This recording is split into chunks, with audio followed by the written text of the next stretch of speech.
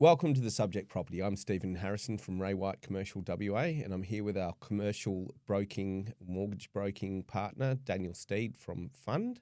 And today we're going to provide a basic commercial lending 101 directed at owner-occupiers or investors that aren't really used to investing in commercial property.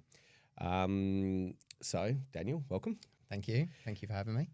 Just to kick things off, maybe we could start by talking briefly about what finance mistakes do commercial buyers commonly make? Yeah, it's a good question, and there are quite a few that can be made. I guess the biggest one is people think that they're applying for a home loan again, and that's where we see a lot of it go wrong. It's not the same. When you're buying a house, there are lots of different ways that you can do it. A lot of people have their home finance manager or their mortgage broker that they're used to, and some of them don't deal with commercial.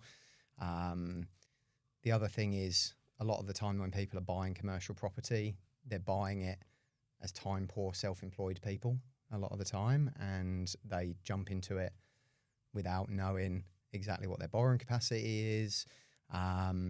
And it's a normal mistake to make, because we're speaking from somebody that is self-employed. It's easy to rush decisions, especially big ones. And, there are times where we'll get a contract on our desk and no conversation has been had, or a conversation has been had somewhere else. And that's definitely something that can really kind of ruin the experience of buying a property or commercial lending in general, really. So let's just go into a bit more detail about how is lending on commercial property different to lending on a home, and how's the process different, and what other information do you need? Look, from my perspective, obviously there's a reason that we specialise in this. I prefer it, and the main reason that I prefer it is home lending is very black and white. If it either fits the policy or it doesn't. If it meets serviceability, you've got the right security, you've got the right retirement age, whatever. It's either approved or it's not approved. Credit file, blah, blah, blah. When it comes to commercial lending, I use the word grey, doesn't mean that you're skirting the grey rules. It's far more nuanced. Yeah, it is. And it's because the expression is it's looked at in a commercial credit sense. And that just means that, if your financials or your income looks one way for a residential loan, which is black and white, and it either fits policy or it doesn't, in commercial you find that there are a lot of exceptions around it. There are ways where you can talk around it.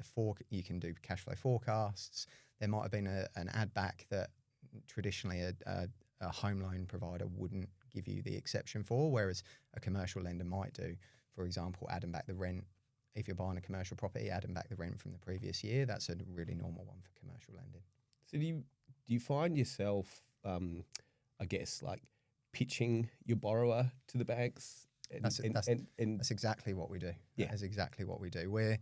We are the salesperson to the bank. We're almost saying this is a really good client, or this is, it might not be a really good client, might be a really difficult client, and it might be, but this is why I think the transaction is right.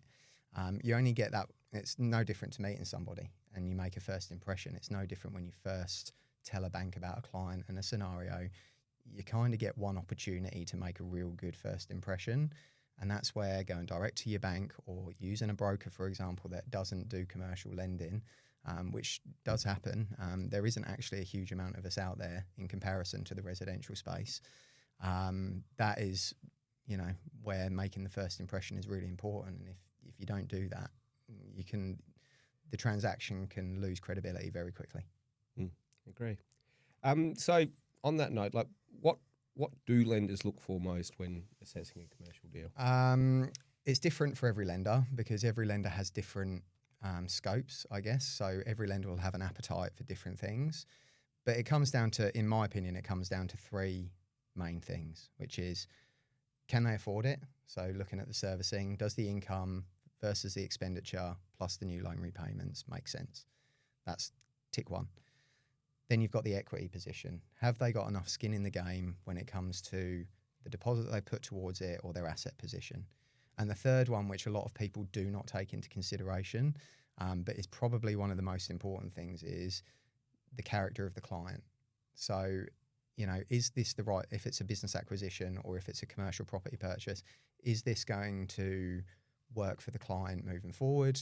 Are these the right people to be purchasing the business? Are these the right people to be expanding into this commercial property? Are they ready for it?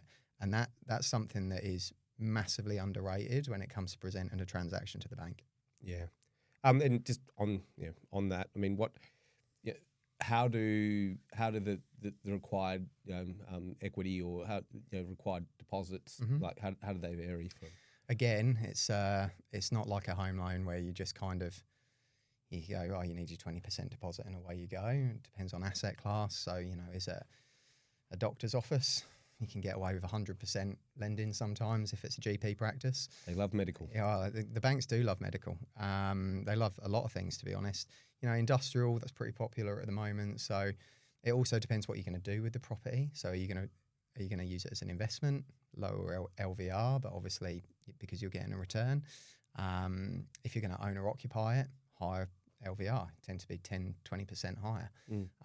It also, we have clients come to us and they go, well, we've only got 15% as a deposit. I know we can't do it. And then you talk to them and they've got their residential home, they've got other commercial properties. You can still tie that into it as well, as long as there's a commercial benefit. So the answer to the question is so varied, because it could be 107% if you've got other security to tie into it, or if it's the right industry. Yeah, and of course, obviously the additional lend may account for for the fit out or for stamp duty, GST, even if it's for a short period of time. It's all things that people don't take into consideration. People forget the GST quicker than anything. Yes, yes. Commercial buyers tend to they don't understand that full GST payable. You often, generally, you're going to get that back. Yep. In fact, always you're going to get that back. Can you get that funded by the bank? Yeah, you can. So it's up to the discretion and strength of the transaction. But what we see a lot of is the banks they'll do like a temporary overdraft for a 3 to 4 month period.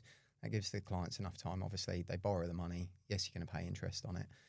But then when you do your BAS, you can just pay it back onto the temporary overdraft and close it. And it just gives them a little bit of extra flexibility. Yeah. What would you see as the biggest misconception that people have about commercial lending? I think we probably touched on it a little bit before, but I think the biggest misconception about commercial in general is that it's hard. And I just don't. We educate people all the time, and we're seeing more and more now where people are investing in commercial more than they are residential. I think if you look back the last 5-10 years, even longer, everyone talked about how many investment properties they had, and now and they're talking about residential homes, and then they're talking about the growth in the Perth market, which has happened everywhere, by the way.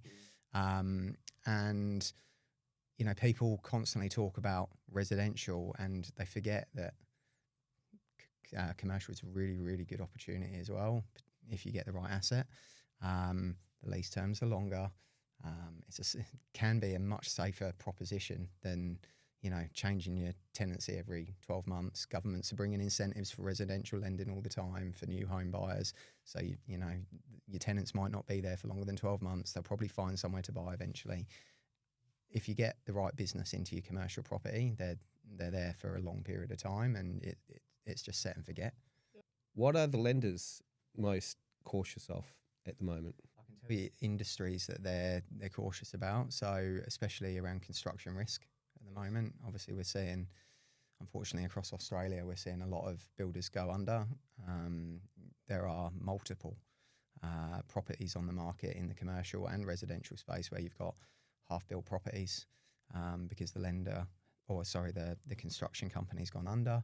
Mm-hmm. So there's always, if you're doing any form of development finance, which is something that we're seeing a lot more of, and we're seeing a lot of families get involved in doing developments now with subdivisions, the builder risk is huge. In terms of if it's like a big investment, vacancy rates, even childcare, you have to be able to show that the transaction can stack up for a long period of time. Is the WALE good? So the length of the leases. There are always, it will change every year, but there will always be industries that are less palatable at different times of the year. And at the moment it's construction. That's how it is. And as you mentioned earlier, everyone loves Medico. And I'm sure they will continue to love Medico because we'll always need it. But it doesn't mean that it's always going to be as exciting as it currently is. Typically speaking, in Australia, when when people think of bank or lending, they think of the big four banks. Yeah. Obviously, there's a variety of options out there, especially in the commercial space. Yeah. Did you want to talk a little bit about those? I can tell you now, if there was no broker involvement, if somebody was going to buy a commercial property, the first step that they do is they go to their existing bank. And the experience could be good, but more likely it's one option. Of course, we use the big four a lot. We deal with them a huge amount of the time, but obviously there are second-tier banks, third-tier banks, private lenders, family office lending. Like there are so many different options for lending. There are probably over 250 different options of just commercial lending that people don't realise because there are so many private lenders out there at the moment. There are so many different tier twos. Everybody's trying to beat everybody with their proposition because commercial lending is good for the banks. So there's constantly policy changes to try and suit people getting what they need. So yeah, of course, your big four lending is normally going to be cheaper, but it's going to be more vanilla. It's going to have, more restrictions. Policy is going to be a bit tighter, whereas the more expensive lending tends to come with higher risk.